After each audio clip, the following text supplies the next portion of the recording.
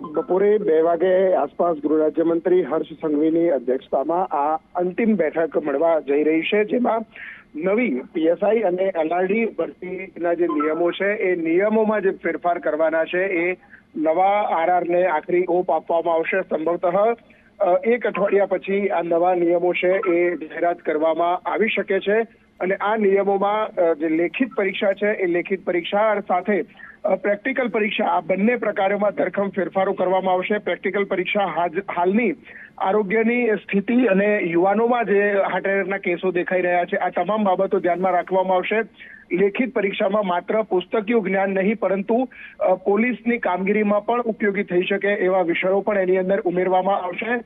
સાથે ટેકનોલોજી સાથે તાલ મિલાવી ટેકનોલોજી માટેની પણ અલગ વિશેષ વ્યવસ્થા કરી અને ટેકનોલોજી યુક્ત યુવાનો પોલીસમાં ભરતી થાય, સાયબર ક્રાઇમ જેવા કેસોની અંદર પણ આ યુવાનોનો ઉપયોગ કરી શકાય. આ તમામ બાબતો આ નવા ભરતીના નિયમોની અંદર આવરી લેવામાં આવશે.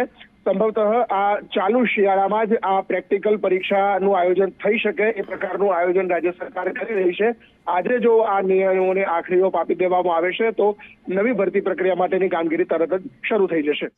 તો મિત્રો, ટૂંક જ સમયમાં પોલીસ કોન્સ્ટેબલમાં જે ભરતી છે તેમાં નવા નિયમો લાગુ થઈ શકે છે અને તે તમે ન્યૂઝના માધ્યમથી જોયું અને યુવરાજસિંહ જાડેજાએ પણ ટ્વિટર દ્વારા જાણ કરવામાં આવેલી હતી.